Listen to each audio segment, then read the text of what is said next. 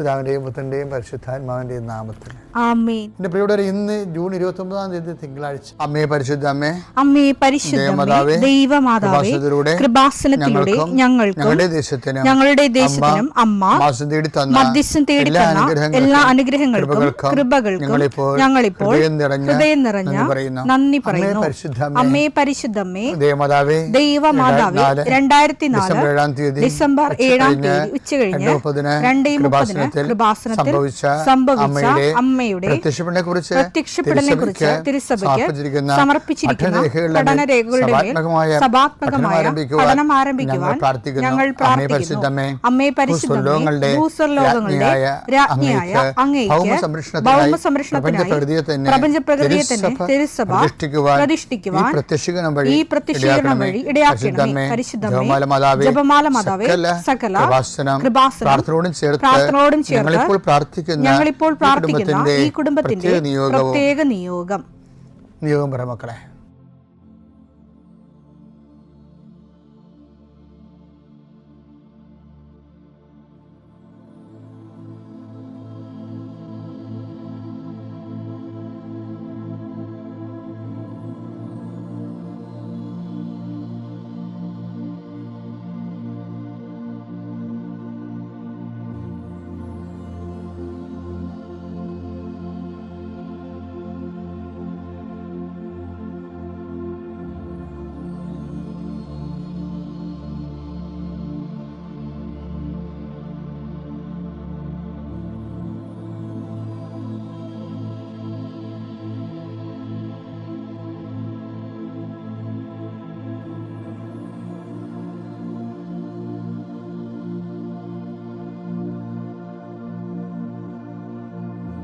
അമ്മയുടെ പ്രത്യക്ഷീകരണത്തിന്റെ ഈ അനുഗ്രഹവേളയിൽ ഞങ്ങൾക്ക് സാധിച്ചു തരുവാൻ കനിയണമേ.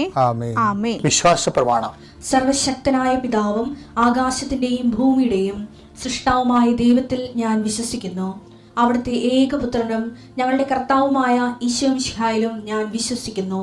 ഈ പുത്രൻ പരിശുദ്ധാത്മാവിനാൽ ഗർഭസ്ഥനായി കന്യകാമറിയത്തിൽ നിന്ന് പിറന്ന് പൊന്തിയോസ് പിലാത്തോസിന്റെ കാലത്ത് പീഡകൾ സഹിച്ച് കുരിശിൽ തറയ്ക്കപ്പെട്ട് മരിച്ച് അടക്കപ്പെട്ട് പാതാളങ്ങളിൽ ഇറങ്ങി മരിച്ചവരുടെ ഇടയിൽ നിന്ന് 3-ാം നാൾ ഉയർത്ത് സ്വർഗത്തിലേക്ക് എഴുന്നള്ളി സർവശക്തിയുള്ള പിതാവായ ദൈവത്തിന്റെ വലതുഭാഗത്തിരിക്കുന്നു. അവിടെ നിന്ന് ജീവിക്കുന്നവരെയും മരിച്ചവരെയും വിധിക്കുവാൻ വരുമെന്നും ഞാൻ വിശ്വസിക്കുന്നു. പരിശുദ്ധാത്മാവിലും ഞാൻ വിശ്വസിക്കുന്നു. വിശുദ്ധ കത്തോലിക്കാ സഭയിലും പുണ്യവാന്മാരുടെ ഐക്യത്തിലും പാപങ്ങളുടെ മോചനത്തിലും ശരീരത്തിന്റെ ഉയർപ്പിലും നിത്യമായ ജീവിതത്തിലും ഞാൻ വിശ്വസിക്കുന്നു. ആമേൻ. സുഖസ്ഥനായ ഞങ്ങളുടെ പിതാവേ, അങ്ങയുടെ നാമം പൂജിതമാകണമേ. അങ്ങയുടെ രാജ്യം വരണമേ. അങ്ങയുടെ തിരുമനസ് സ്വർഗത്തിലെ പോലെ ഭൂമിയിലും ആകണമേ. അന്നു വേണ്ടുന്ന ആഹാരം ഇന്ന് ഞങ്ങൾക്ക് തരണമേ. ഞങ്ങളോട് തെറ്റ് ചെയ്യുന്നവരോട് ഞങ്ങൾ ക്ഷമിക്കുന്നത് പോലെ ഞങ്ങളുടെ തെറ്റുകൾ ഞങ്ങളോടും ക്ഷമിക്കണമേ. ഞങ്ങളെ പ്രലോഭനത്തിൽ ഉൾപ്പെടുത്തരുതേ, തിന്മയിൽ ഞങ്ങൾ രക്ഷിക്കണമേ. ആമേൻ. നന്മ നിറഞ്ഞ മറിയമേ, സ്വസ്തി. കർത്താവ് അങ്ങയുടെ കൂടെ സ്ത്രീകളിൽ അങ്ങ് അനുഗ്രഹിക്കപ്പെട്ടവളാകുന്നു. അങ്ങയുടെ ഉദരത്തിൻ ഫലമായി ഈശോ അനുഗ്രഹിക്കപ്പെട്ടവനാകുന്നു. പരിശുദ്ധ മറിയമേ, തമ്പുരാന്റെ അമ്മേ, പാപികളായ ഞങ്ങൾക്ക് വേണ്ടി ഇപ്പോഴും ഞങ്ങളുടെ മരണസമയത്തും തമ്പുരാനോട് അപേക്ഷിക്കണമേ. ആമേൻ. കർത്താവേ, നിന്റെ ഉന്നതമായ നാമത്തിന് സ്തോത്രം ചെയ്യുന്നു. കർത്താവേ, നിന്റെ വിശുദ്ധ പൗരോഹിത്യത്തെ മഹത്വപ്പെടുത്തണമേ. കർത്താവെ, സഭയിലുള്ള സാന്നിധ്യം പ്രകടമാക്കണമേ. 40 വർഷം ഞാൻ അർപ്പിച്ച കൃപാനയുടെ യോഗ്യതയാൽ കൃപാസ്ഥാനത്താറെ ജീവനോടെ പ്രത്യക്ഷപ്പെട്ട പരിശുദ്ധ അമ്മയുടെ മാധ്യസ്ഥത്തിലെ ഞാൻ മക്കളെ ആശീർവദിക്കുന്നു. അങ്ങയുടെ മക്കൾ ഇന്ന് യാത്ര ചെയ്യുന്ന ഓരോ ഇടങ്ങളെ സംബന്ധിച്ച് പ്രാർത്ഥിക്കുന്നു. അങ്ങയുടെ മക്കൾ ഇന്ന് കണ്ടുമുട്ടുന്ന ഇടങ്ങളെ സമർപ്പിച്ച് പ്രാർത്ഥിക്കുന്നു. അങ്ങയുടെ മക്കൾ ഇന്ന് കണ്ടുമുട്ടുന്ന ഇടങ്ങളെ, കണ്ടുമുട്ടുന്ന വിഷയങ്ങൾ, സംസാരിക്കാൻ പോകുന്ന വിഷയങ്ങൾ, ആ സംസാരിക്കാൻ പോകുന്ന വിഷയങ്ങൾക്ക് ഒരു തീരുമാനം കിട്ടാൻ വേണ്ടി ഇന്ന് തീരുമാനം ഉണ്ടാകണമെന്ന് ആഗ്രഹിച്ച് പ്രാർത്ഥിക്കുന്നവരുണ്ട്. അവരെ സമർപ്പിച്ച് പ്രാർത്ഥിക്കുന്നു. എല്ലാ തരത്തിലും വിഷമം അനുഭവിക്കുന്നവരെ ആശ്വസിപ്പിക്കാൻ. അതുകൊണ്ട് തന്നെ അടുത്ത് വീട് വെച്ചു, പക്ഷേ പാറയിൽ വെള്ളം കുത്തി നോക്കിയിട്ട് വെള്ളം കിട്ടണില്ല. അത് വെള്ളമുള്ള ഒരു സ്ഥലം കാണാത്തത് കൊണ്ട് കൃഷി ഇറക്കാൻ പറ്റുന്നില്ല. അങ്ങനെ പ്രകൃതി കനിഞ്ഞു നൽകേണ്ട കാര്യങ്ങൾ കിട്ടാതിരിക്കുകയും അതിൻ്റെ പേരിൽ ജീവിതം വഴിമുട്ടി നിൽക്കുകയും ചെയ്യുന്ന മക്കളാണ്. അമ്മേ, not by merit but by ഗ്രേസിലാണ് ഉടമ്പടി വർക്ക് ചെയ്യുന്നത്. ഞങ്ങളുടെ കഴിവ് കൊണ്ടല്ല, നിൻ്റെ കൃപ കൊണ്ട്. അതുകൊണ്ട് തന്നെ നിൻ്റെ കൃപ കൊണ്ട് ഏതെല്ലാം മേഖലകളിൽ വീണ് കിടക്കുന്നുണ്ടോ ജീവിതം, ഏതെല്ലാം മേഖലകളിൽ തടഞ്ഞു നിർത്തപ്പെടുന്നുണ്ടോ ജീവിതം, പലതരത്തിലുള്ള ഇൻ്റർവ്യൂവിനും ടെസ്റ്റിനൊക്കെ പോയിട്ടെങ്കിൽ നീന്തി കയറാൻ പറ്റാത്തവരുണ്ട് ഈശോയെ. അവരെല്ലാം നീ ഏറ്റെടുക്കണമെന്ന് കണ്ണീരോടെ പ്രാർത്ഥിക്കുന്നു. കൃപാസനത്തിൽ ഉടമ്പടി എടുത്തു പോയിട്ടുള്ള പതിനായിരക്കണക്കിന് മനുഷ്യരെ അവിടെ മധ്യസ്ഥ പ്രാർത്ഥനയോടും പ്രത്യക്ഷയുടെ പ്രാർത്ഥനയോടും ചേർന്നുകൊണ്ട് ഇന്നത്തെ എല്ലാ മനുഷ്യരെയും പ്രാർത്ഥന കൂടുന്ന എല്ലാ മക്കളുടെയും വേദനകളെ ഈശോയ്ക്ക് സമർപ്പിച്ചുകൊണ്ട് എൻ്റെ കർത്താവിൻ്റെ ഉന്നതമായ നാമത്തിൽ സ്വദേശത്തും വിദേശത്തും ജോലി ചെയ്യുന്നവരും അവരനുഭവിക്കുന്ന പ്രയാസങ്ങളും കർത്താവിൻ്റെ നാമം നീങ്ങിപ്പോട്ടെ എന്ന് കൽപ്പിക്കുന്നു, പ്രാർത്ഥിക്കുന്നു. നിത്യപിതാമ്പുത്രനും പരിശുദ്ധാത്മാവായ സർവേശ്വര എന്നേക്കും ആമേൻ. എൻ്റെ പ്രിയപ്പെട്ടവരെ, കഴിഞ്ഞ ദിവസം അഭിജിത്ത് കൃഷ്ണൻ എന്നും പറഞ്ഞൊരു മകൻ നമ്മുടെ അടുത്തറ ഒരു സാക്ഷ്യം പറഞ്ഞു. അപ്പോൾ അവൻ ആദ്യം വന്നപ്പോൾ കുറേ പാട്ടാണ് പാടിയത് ക്രിസ്തുവിൻ്റെ. അത് വളരെ സന്തോഷത്തോടെ ലയിച്ചാണ് പാടണത്. പാടിക്കഴിഞ്ഞപ്പോൾ അവൻ്റെ കുറേ ദൈവാനുഭവങ്ങൾ പറയുന്നുണ്ട്. പക്ഷേ എന്നെ സ്പർശിച്ചത് അവൻ്റെ ദൈവാനുഭവങ്ങളെക്കാൾ ഉപരി കേരളത്തിലെ 33 നഗരസഭകളിൽ ഞാൻ പോയി കർത്താവിൻ്റെ ജോലി ചെയ്തിട്ടുണ്ടെന്നാണ്. അവിടെ ആൾക്കാരോട് സംസാരിക്കുകയോ ഈ കൃപാസനത്തിൻ്റെ പത്രം കൊടുക്കുകയോ ചെയ്താണ്. ശരിക്കും ചില ആൾക്കാരൊക്കെ എങ്ങനെ ഇപ്പോൾ ഈ പീഡിയ കച്ചവടക്കാരൊക്കെ ഉടമ്പെടുത്തിട്ട് അവർ പത്രം കൊണ്ടുപോകും. അവരെന്താ ചെയ്യണമെന്നറിയാം, അംഗവും കാണാൻ താളിയും പറിക്കാമെന്ന് പറഞ്ഞാൽ നെയ്യപ്പം തിന്നാൽ രണ്ട് കാര്യമെന്ന് പറഞ്ഞുകൊണ്ട് അവിടെ കടയിൽ പിണ്ണാക്കും ശർക്കരയും അരിയൊക്കെ വാങ്ങിക്കാൻ പറ്റുന്നവർക്കെല്ലാം അവിടെ നിന്നുകൊണ്ട് കൈ നനയാതെ മെയ് നനയാതെ ഓരോ പത്രം കൊടുത്തുകൊണ്ടിരിക്കും. അങ്ങനെ പത്രപ്രസവം ചെയ്യുന്ന ആൾക്കാരുണ്ട്. നിങ്ങളെപ്പോഴും ഓർക്കേണ്ടത് ഈ അഭിജിത്ത് കൃഷ്ണൻ്റെയൊക്കെ കൂടെയാണ് നിങ്ങൾ കോമ്പറ്റ് ചെയ്യണമെന്ന് ഓർക്കണം. പിടിച്ചിരിക്കാൻ പറ്റത്തില്ല. കാരണം നിങ്ങളുടെ കാപട്യങ്ങളെല്ലാം ഇതുപോലെയുള്ള വലിയ ധീരരായിട്ടുള്ള വേദസാക്ഷികൾ തകർത്തുകളെ. കാരണം നിങ്ങൾ ദൈവത്തിന് വേണ്ടി മെയ്യനങ്ങാതെ അനുഗ്രഹം കിട്ടാൻ വേണ്ടി ദൈവത്തിന് ഏതെല്ലാം രീതിയിൽ ഇങ്ങനെ എന്തെങ്കിലും ചെയ്യാൻ പറ്റും അതനുസരിച്ചൊക്കെ ചെയ്ത് അനുഗ്രഹത്തിനാണ് വലിയ മുൻതൂക്കം കൊടുക്കുന്നത്. അപ്പം അത് നമുക്കറിയാം, ദൈവത്തിനും അറിയാമത്. അതുകൊണ്ട് തന്നെ അത് വർക്കൗട്ട് ചെയ്യത്തില്ല. കാര്യം നമ്മൾ കോമ്പറ്റ് ചെയ്യണത് ഇതുപോലെയുള്ള ആൾക്കാർ. ഈ അഭിജിത്ത് കൃഷ്ണൻ പറഞ്ഞ വേറൊരു സാക്ഷിയുണ്ട്. ഞാൻ ഒരു ബസ്സിൽ കയറുമ്പോൾ എവിടെയെങ്കിലും യാത്ര പോകുകയായിരിക്കും. ഞാൻ വെറുതെ ബസ്സിൽ നിന്നൊരു പാടും, കർത്താവിൻ്റെ പാട്ടുകളൊക്കെ പാടുമ്പോൾ എല്ലാവരും എന്നെ ശ്രദ്ധിക്കുന്ന നല്ല പാട്ടാണെന്നൊക്കെ പറയും. അപ്പോൾ ഞാൻ അവരോട് ബസ്സിൽ വെച്ച് ക്രിസ്തുവിനെക്കുറിച്ച് പറയും. ഞാനിത് കേട്ടിട്ട് എനിക്ക് തന്നെ ചമ്മൽ വന്നു. ഞാനൊരിക്കലും ക്രിസ്തുവിനെ ബസ്സിൽ വെച്ച് സംസാരിച്ചിട്ടില്ല. അങ്ങനെ നമുക്ക് തോന്നിയിട്ടില്ല ബസ്സിൽ വെച്ച് ആൾക്കാരോട് ഇങ്ങനെ സംസാരിക്കും. അതിൻ്റെ അഭിഷേകം കിട്ടിയിട്ടുള്ളത് വേണേൽ പറയാം, എളിമയോടെ സമ്മതിക്കാതിരിക്കാൻ നിവർത്തിയില്ല. പക്ഷേ ഈ മനുഷ്യൻ്റെ അഭിഷേകം എന്ന് പറയുന്നത് എന്നാ ശരിക്കും പറഞ്ഞാൽ ആര് പറഞ്ഞു കൊടുത്തു? ഞാനാണെങ്കിൽ ഒരിക്കലും അങ്ങനെ ആൾക്കാരെ ഇൻസ്റ്റിഗേറ്റ് ചെയ്യുകയോ മോട്ടിവേറ്റ് ചെയ്യുകയോ ഒന്നും ചെയ്യത്തില്ല. ഞാൻ ഉടമ്പടി വഴികളൊക്കെ പറഞ്ഞു കൊടുക്കും ആൾക്കാരോട്. പക്ഷെ ചില ആൾക്കാർ നമ്മളെ 1 മൈൽ പോകാൻ പറയുമ്പോൾ അവർ 10 മൈലാണ് പോണത്. അതാണ് വിഷയം. കർത്താവ് പറഞ്ഞിട്ട് 1 മൈൽ പോകാൻ പറയുമ്പോൾ 2 മൈൽ പോയാൽ മതി എന്നാണ്. ഇതങ്ങനെയല്ല. ചില ആൾക്കാർ 20 മൈൽ പോകും. പക്ഷെ അവർക്ക് അതിനുള്ള അഭിഷേകം കിട്ടിയിട്ടുണ്ട്. അതാണ് വിഷയം. നല്ല ദൈവസ്നേഹം ഉണ്ടെങ്കിൽ നമ്മളെ ഉടമ്പടി എടുക്കുന്നവർക്ക് ഭയങ്കരമായ ചിലക്ക് ദൈവസ്നേഹം അല്ലല്ലോ ഉടമ്പടി എടുക്കുമ്പോൾ, വസ്തുസ്നേഹം, വ്യക്തിസ്നേഹം അല്ലേ. ചില ആൾക്കാരൊക്കെ ആരെങ്കിലും ലവർമാരെ കല്യാണം കഴിക്കാനുള്ളവർ കല്യാണം കഴിക്കാൻ വേണ്ടി കർത്താവിന് പണി കൊടുത്തുവെച്ച് ഉടമ്പടി എടുക്കും.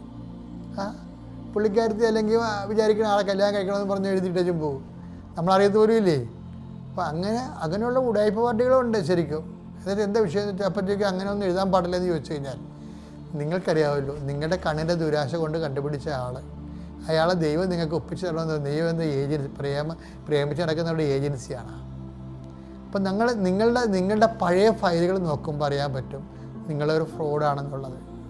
കാര്യം ഇങ്ങനെ ശരിക്കും പറഞ്ഞാൽ ആരും പ്രാർത്ഥിക്കത്തില്ല. പ്രാർത്ഥിക്കാൻ പറ്റും, കർത്താവേ അങ്ങക്ക് മനസ്സാകുന്നെങ്കിൽ അതാണ് യഥാർത്ഥ പ്രാർത്ഥന എന്ന് പറയണത്. അങ്ങനെ കുഷ്ഠരോഗികൾ പോലും അങ്ങനെ പ്രാർത്ഥിക്കുമ്പോൾ കർത്താവ് പറയണത് എനിക്ക് മനസ്സാകുന്നു എന്ന് പറയത്തില്ലേ. അപ്പോൾ നമ്മൾ എന്ത് ഉടമ്പടി ചെയ്താലും അത് ഇപ്സഫാക്റ്റോ അണ്ടർസ്റ്റുഡാണ്. എന്താണ് അങ്ങക്ക് മനസ്സാകുന്നെങ്കിൽ. എടുത്തേ വചനം എടുത്തേ. മത്തായി 8:2. മത്തായി 8:2. അപ്പോൾ ഒരു കുഷ്ഠരോഗി അടുത്തു വന്ന് താണു വണങ്ങി പറഞ്ഞു, കർത്താവേ അങ്ങേക്ക് മനസ്സുണ്ടെങ്കിൽ എന്നെ ശുദ്ധനാക്കാൻ കഴിയും. ഭയങ്കര, ഞാനത് എപ്പോഴും ഇടയ്ക്ക് എൻ്റെ തലയിൽ വരുന്ന ഒരു സംഭവമാണ്. ഈ കുഷ്ഠരോഗി ഭയങ്കര വിജ്ഞാനമുള്ളൊരു മനുഷ്യനാണ്. പിന്നെ കുഷ്ഠരോഗി അയാളെ സഹായിക്കാനോ സന്ധിക്കാനോ അയാൾക്ക് ഇങ്ങനെ പ്രാർത്ഥിക്കാനോ പോലും യോഗ്യതയില്ല. ഇവർക്ക് മണിയടിച്ച് നടക്കുന്ന പാർട്ടിയാണ്. അവർ വന്നത് കണ്ട അവർ സ്വന്തം അവർക്കൊരു മണി കൊടുത്തിട്ടുണ്ട്. സമൂഹം കൊടുത്തതല്ല, അവർ കലക്ക് കാശ് കൊടുത്ത് മേടിച്ചതാണ്. അത് അടിക്കണം. തങ്ങൾ കുഷ്ഠരോഗിയാണെന്ന് മറ്റുള്ളവരെ അറിയിക്കണം. അല്ലെങ്കിൽ മറ്റുള്ളവർക്ക് കുഷ്ഠം വന്നാൽ ഇവർ വഴിയിട്ടടിക്കും, ഇവർ നാട്ടുകാർ. അങ്ങനെ ഒരു ജന്മമാണ് ആ കുഷ്ഠരോഗത്തിൻ്റെ ജന്മം. അവർക്കത് യാചിക്കുവാൻ പോലും അർഹതയില്ലെങ്കിൽ അത് ഇങ്ങനെ കുറേ ആൾക്കാരുണ്ട്. കർത്താവേ, നിൻ്റെ അടുത്ത് യാചിക്കാൻ പോലും എനിക്ക് അർഹതയില്ലെന്ന് എനിക്കറിയാം. 7:7 ഒരു ശതാധിപനുണ്ട്. അയാളെ കർത്താവിനെ കാണുമ്പോൾ പറയണ വർത്താനം കേട്ടാണ്, അങ്ങയെ നേരിട്ട് സമീപിക്കാൻ പോലും എനിക്ക് യോഗ്യതയില്ല എന്ന് ഞാൻ വിചാരിച്ചു. അപ്പം അത് ആ വിചാരം തന്നെ ഒരു എളിമയാണ് അദ്ദേഹത്തിന്. അപ്പം നീ ഉടമ്പടി ചെയ്യുമ്പോൾ ദൈവതിരുസന്നിധിയിൽ എത്ര നീ വിശുദ്ധനാണെങ്കിലും, എത്ര നീ സൽപ്രവർത്തികളും കൃപാവര പ്രവർത്തികളും കൊണ്ട് നീ കോമ്പറ്റൻ്റ് ആണെങ്കിലും, ദൈവത്തോട് സംസാരിക്കാൻ കഴിയണത് ദൈവം തന്നൊരു യോഗ്യതയെ കരുതിക്കൊണ്ട് എളിമപ്പെട്ട് പ്രാർത്ഥനയിൽ അത് വേണം. അതാണ് കുഷ്ഠരോഗിയും പറയണത്, അങ്ങക്ക് മനസ്സാകുന്നെങ്കിൽ. എനിക്ക് വേണ്ടി ആരും മനസ്സാകുന്നില്ല. അയാളുടെ മെയിൻ സംഭവം അതാണ്. അയാളുടെ നാട്ടുകാരോ വീട്ടുകാരോ ബന്ധുക്കളോ സ്വന്തപ്പെട്ടവരോ ആരും അയാളുടെ കാര്യത്തിൽ മനസ്സാകുന്നില്ല. അപ്പോൾ ആരോ പറഞ്ഞ് കേട്ട് കർത്താവിൻ്റെ വാക്ക് കേട്ടിട്ട് തൻ്റെ കാര്യത്തിൽ ആരെല്ലാം മനസ്സാകുന്നില്ലെങ്കിലും ചിലപ്പോൾ ഈശോ മനസ്സാകുമെന്ന് തോന്നിയിട്ട് ആ ഒരു വിശ്വാസത്തിലാണ് അയാൾ ചോദിക്കുന്നത്, കർത്താവേ, ആർക്കും എൻ്റെ മേലൊരു മനസ്സില്ല, പക്ഷേ അങ്ങക്ക് മനസ്സുണ്ടായതെങ്കിൽ ഞാൻ തീർച്ചയായിട്ടും സുഖം പ്രാപിക്കും. അപ്പോൾ വിശ്വാസമാണ് അതിൻ്റെ അകത്ത്. പിന്നെ തൻ്റെ എളിമപ്പെടലും. ഈ ശതാധിപനും ആ ടൈപ്പാണ്. അങ്ങയെ നേരിട്ട് കാണുന്നത് പോലും യോഗ്യതയില്ലെന്ന് ഞാൻ കരുതിയെന്നൊക്കെ പറഞ്ഞില്ലേ. അപ്പോഴെന്താ ശതാധിപൻ ഈശോ അപ്പം തന്നെ അവൻ്റെ കൂടെ പോയെന്നാണ് പറയണത്.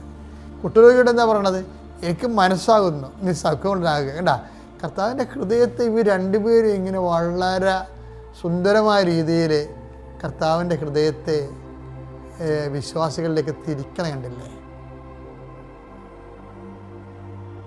അതായത് ഈ തിരിക്കണ ഒരു പ്രധാനപ്പെട്ട കാര്യമാണ്. ഈ യോഹന്നാൻ മാന്താരുടെ ജനത്തെക്കുറിച്ച് പറയണത്, അവൻ പിതാക്കന്മാരുടെ ഹൃദയത്തെ മക്കളിലേക്ക് തിരിക്കുമെന്നാണ്. ലൂക്ക 1:17. ലൂക്ക 1:17. പിതാക്കന്മാരുടെ ഹൃദയത്തെ മക്കളിലേക്കും അനുസരണമില്ലാത്തവരെ നീതിമാന്മാരുടെ വിവേകത്തിലേക്കും തിരിച്ചുവിടാനും സജ്ജീകൃതമായ ഒരു ജനത്തെ കർത്താവിന് വേണ്ടി ഒരുക്കാനും ഏലിയായുടെ ചൈതന്യത്തോടും ശക്തിയോടും കൂടെ അവൻ കർത്താവിന്റെ മുമ്പേ പോകും. ഇതിന്റെ വിഷയം എന്ന് വെച്ചാൽ ഇതുപോലെ തന്നെയാണ് തിരിച്ചു വരണത്. ഇപ്പം പിതാക്കന്മാരുടെ ഹൃദയത്തെ മക്കളിലേക്ക് കൊണ്ടുവരാൻ, അനുസരണമില്ലാത്തവരെ നീതിമാന്മാരുടെ വിവേകത്തിലേക്ക് തിരിച്ചു കൊണ്ടുവരാൻ. അപ്പം ഇതുപോലെ ഒരു കൗണ്ടർ തിരിച്ചു കൊണ്ടുവരവാണ് എന്താണ്, ദൈവത്തിൻ്റെ ഹൃദയത്തെ മനുഷ്യരിലേക്ക് തിരിച്ചു കൊണ്ടുവരാൻ. ഈ കുഷ്ഠരോഗിക്കും കഴിയുന്നുണ്ട്, അതുപോലെ തന്നെ ശതാധിപനും കഴിയുന്നുണ്ട്. അതെങ്ങനെ കഴിയണം? അവരുടെ വിശ്വാസത്തെ അവർ ദൈവത്തിൻ്റെ മുമ്പിൽ അവരുടെ സ്ഥാനം എന്താണെന്ന് മനസ്സിലാക്കിയിട്ട് അവർ എളിമപ്പെട്ടിട്ടാണ് അവരത് അപ്ലൈസ് ചെയ്യണത്. അപ്പോൾ ദൈവദർശനം വരുമ്പോൾ തീർച്ചയായിട്ടും ആ ഒരു ബോധം, എളിമയുടെ ബോധം ഉണ്ടാകണം. അപ്പോൾ ദൈവത്തിൻ്റെ മനസ്സ് തീർച്ചയായിട്ടും നമ്മളിലേക്ക് തിരിഞ്ഞു വരും. പിതാവിൻ്റെയും പുത്രൻ്റെയും പരിശുദ്ധാത്മാവിൻ്റെയും നാമത്തിൽ.